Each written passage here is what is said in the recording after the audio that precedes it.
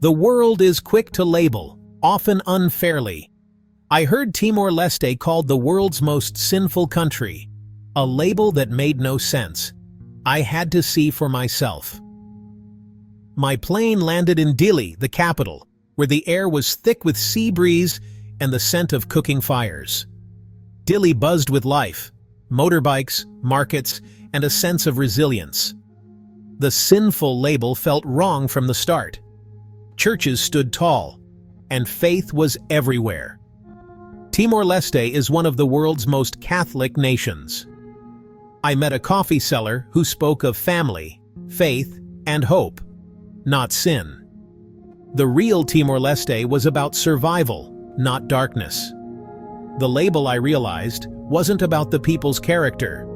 It was about struggle. Timor-Leste is young, poor, and has faced immense hardship. Poverty can force hard choices, but calling a nation sinful for this is cruel. I saw dignity, not disgrace. The country's challenges are real, but so is its spirit. I knew I had to look deeper. The story here was not simple. It was about overcoming, not condemnation. The people's faith and hope stood in stark contrast to the label. I was determined to understand the truth behind the headlines. Timor-Leste deserved more than a careless word. This was just the beginning of the real story. Few know the real Timor-Leste beyond its struggle for independence. The country is a mosaic of over 30 languages, each carrying ancient stories and traditions. Sacred houses, or Lulik, connect communities to their ancestors, blending with deep Catholic faith. Timorese culture is a unique fusion, modern, yet rooted in the past. Coffee is a lifeline here, grown wild in the mountains and harvested by families. Every cup tells a story of resilience and hope. Over half the population is under 25, young, energetic, and determined to shape a better future. Despite challenges, the youth are building businesses and learning new skills. Their optimism is contagious. The real Timor-Leste is a story of hope, not sin. It's a nation alive with possibility. Traveling Timor-Leste is an adventure into the untouched. The coastline east of Dili is breathtaking, empty beaches, turquoise water, and green hills. Atoro Island, just a short boat ride away, is a marine paradise with some of the world's richest reef life. Snorkeling there is like swimming in a living rainbow. Local communities fiercely protect these natural treasures. Inland, the mountains rise. Malbis offers cool air and views of Mount Ramalau, a site of pilgrimage and faith. Coffee plants blanket the hills, villages cling to the slopes. The people you meet, generous, curious, welcoming, are the true heart of the journey. In a small village, I shared a meal with a family, communicating through smiles. These moments of connection are the real souvenirs. Timor-Leste's beauty is in its landscapes, but even more in its people. Here, generosity thrives even in hardship. The country's warmth is unforgettable. This is a place that rewards those who look beyond the surface. Where did the sinful label come from? It's a misunderstanding born from distance and ignorance.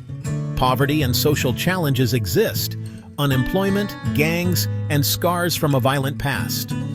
Outsiders see struggle and judge harshly, missing the root causes: trauma, lack of opportunity, and recovery from conflict. To call this sin is to blame the victim. The people here are survivors, not sinners.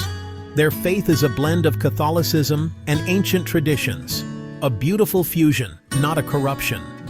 The real sin is to judge without understanding.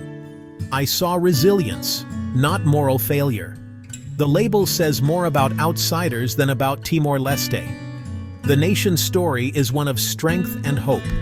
The true darkness is in the act of labeling, not in the lives of the Timorese. Timor-Leste is full of light. It's time to see it clearly. The real Timor-Leste lives in everyday moments. I met Maria, a coffee farmer with rough hands and a bright smile. Despite low prices and hardship, she spoke with pride and hope for her children's future. In Dili, boys played football barefoot, laughing and forgetting their worries for a while. Joy here is resistance, a way to survive and thrive. The local market bursts with color and community. People come to trade, talk, and support each other. These markets are the social heart of the nation. One evening, I listened to young men singing by the sea, songs of love, loss, and hope.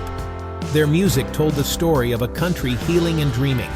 In their voices, I heard resilience and an unbreakable love for their land. This is the soul of Timor-Leste. It's found in laughter, music, and shared meals. The people's spirit is their greatest strength. Here, hope is a daily act. This is what truly defines the nation. Timor-Leste is a land of contrasts, scars of conflict beside new beginnings. In Dili, new buildings stand next to homes marked by war. The country is healing, caught between memory and hope. Its landscapes are stunning: mountains, beaches, coral reefs, yet many struggle to meet basic needs. The challenge: protect this beauty while creating opportunity. Ecotourism could help, but must benefit local communities. Timor-Leste feels both Asian and uniquely Portuguese, Catholic, and proud. Its identity is special, but integration with neighbors is complex. The contradictions make it compelling. Here, happiness and hardship coexist. The beauty is not just in the land, but in the struggle itself.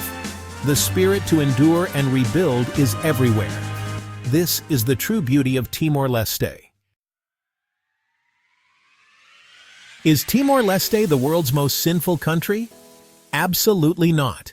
It's a nation of survivors, defined by resilience and hope. The real wealth here is in the dignity and heart of its people. Timor-Leste teaches us about community, kindness, and perseverance. If you seek something real, come here. This is an adventure for the soul, a nation on the rise. You'll be challenged, moved, and inspired. Your visit supports a country that deserves the world's attention. Look beyond the labels. Discover the true spirit of Timor-Leste. Meet its people, hear their stories, and let them change you. This is a place to be discovered, not judged. Timor-Leste's story is still being written, and it's one of hope.